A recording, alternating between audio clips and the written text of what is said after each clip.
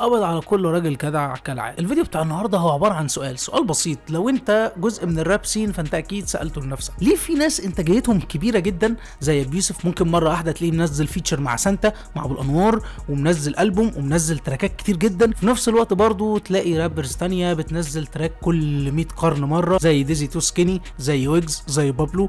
ويجز طبعا في فترات وفترات، ولكن ايه اللي بيفرق الناس دي عن دي، او ايه اللي بيخلي الناس دي تقدر تقدم كميه المنتجات الفنيه دي في وقت قليل جدا او في وقت واحد، وبيخلي ناس تانية ما تقدرش تنتج كل الكم ده او ينزلوا البوم بعدين يناموا، او معدل مثلا متوسط زي مروان موسى الى اخره. بص يا سيدي، الموضوع ببساطه مش معقد قوي زي ما انت فاهم، ولكن مش بسيط قوي برضه. هفهمك دلوقتي. خلينا نقسم الراب سين لجزء قبل 2018 بعد 2018. ما تخافش مش هقول لك البقين الحمضانين دول، لان انا اصلا كنت جزء كبير جدا في الفتره دي يعني في حياه الراب، فانا مش هقعد اصدع دماغك بيها. خلينا نخش في الموضوع على طول. قبل 2018 بشكل او باخر كان الارتست معتمد على نفسه اعتماد كلي، وما كانش منتظر اي مقابل للمزيكا، فكان بالتالي كل الفنانين اللي كانوا موجودين وقتها كانوا بيعملوا مزيكا وكانوا بيعملوا راب عشان فعليا بيحبوا الراب وعشان فعليا حابين يقدموا شيء للمزيكا دي، زي ابو يوسف مثلا، زي عبد الله رع، زي الى اخره. الناس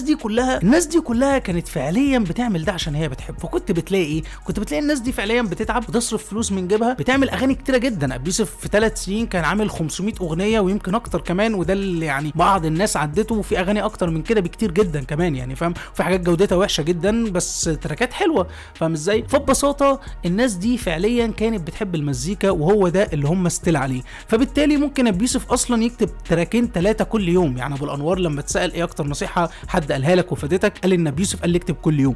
ومن الواضح جدا ان النصيحه دي نابعه فعلا من ابو يوسف، ومن الواضح جدا ان ابو يوسف برضه بيقدر يعمل ده. ابو يوسف غالبا بيكتب فعليا اغاني كتير، بالرغم من كده هو مش شغال لوحده في البرودكشن، بالرغم ان هو بروديوسر كويس جدا، ولكن هو مش شغال لوحده، ومعاه للبابا ومعجزه ومش عارف مين وشباب كده يعني في الفريق اللي هو فيه ده. فببساطه من الواضح فعليا ان الناس دي هي فعلا اللي تقدر تعمل مزيكا كتير، لان الناس دي كانت في الراب لما كان الراب هو مزيكا انت بتعملها عشان انت بتحبها وتصرف عليها من جيبك، ومفيش مستمعين في مصر بيحبوها. فالناس دي فعليا حابه المزيكا، بتكون مبسوطه وهي بتعمل التراك، مش بيكون هدفها هي هتكسب كام وهي هتطلع بايه وفي كام فان هيقابله في الشارع يتصور معاه والكلام ده كله. برغم ان ابو يوسف برضه كان فنان وقتها، يعني هي مش مساله الناس اللي تشارت، لا ابو يوسف كان فنان من 2018 و19، وناس كانوا حاطين اللوجو بتاعه على شنط ومرشات وبتاع ويقابلوه يتصوروا معاه الكلام ده كله. ولكن هي الفكره بكل بساطه ان ده شخص فعليا بيحب المزيكا، مش شخص داخلها بزنس وخلاص، يعني زي ما اغلب فعليا الرابرز دول موجودين. فبكل بساطه هتلاقي ناس بتدفع فلوس كتير عشان تعمل فيتشرز، زي غالبا ديزي تو سكيني، زي مش عارف مين، زي فلان، زي علان. وهتلاقي ناس فعلا بتحب المزيكا. هتلاقي مثلا ناس معدلها متوسط، دي ممكن تكون ناس خايفه انها تعمل حاجه واقعه، ولكن ببساطه الناس اللي فعليا كانت موجوده من زمان، الناس اللي فعليا بتحب المزيكا، هي اللي هتلاقي انتاجيتهم عاليه كتيره، في نفس الوقت بيقدروا ان هم ما يقلوش في الكواليتي او يقدموا اي حاجه وخلاص. والمفهوم دوت بشكل او باخر لو طبقته هتلاقيه ماشي بالحرف على كل الرابرز. ازاي؟ شوف كل الناس اللي دخلت جديد، بابلو، ويجز، ممكن نحسب ابو الانوار في النص، لان ابو الانوار كان موجود قبلها ولكن ما كانش بيعمل تراكات كتير، كان باتلز اكتر، كان فاهم ازاي مش عارف دس على مش عارف مين وامريكي وبتاع والكلام فكانت الدنيا كده في اللزوز وفي اللطيف والحياه سهله، فاهم ازاي؟ فابو الانوار اللي هو يعني رجل بره ورجل جوه. هتلاقي مثلا احمد سانتا موجود من زمان، هتلاقي ابو يوسف موجود من زمان، هتلاقي فعليا الناس اللي ستيل بتعمل ده. هتلاقي واحد مثلا زي عبد الله رع مثلا، عبد الله رع بيعمل تراكات ولسه بيعمل قلب وما بيجيبش فيوز بس ستيل لسه شغال. حامدي نفس الحوار. الناس دي بجد تالنتد، الناس دي بجد موهوبه، ولكن في نفس الوقت بالرغم ان هم ممكن يكون ما بياخدوش مقابل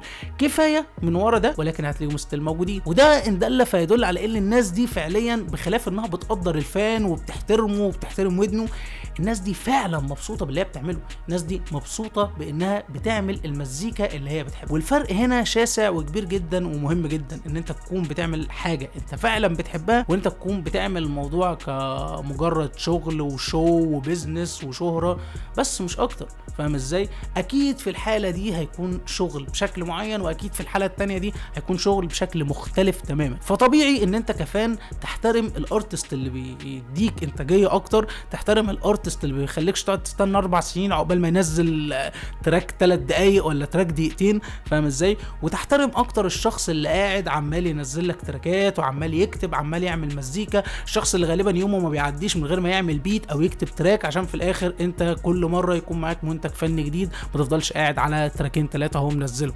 زي ما محمد عبعاطي كده بيقول على بابلو دخان كتير ومفيش كفته، فاهم ازاي؟ فبدلا من ان هم يتحطوا في الحته دي، لا الناس دي فعليا بتنتج. وبس كده لحد هنا يكون الفيديو خلص. لو الفيديو عجبك ما تنساش كالعاده لايك شير سبسكرايب، طبعا اللي هو ما فيش اي حد في العالم بيعملهم بس يعني anyway. وبس كده peace out, stay tuned for the album. وفي كليب نازل بقاله كتير، هتلاقي اللينك بتاعه في الديسكربشن. peace out.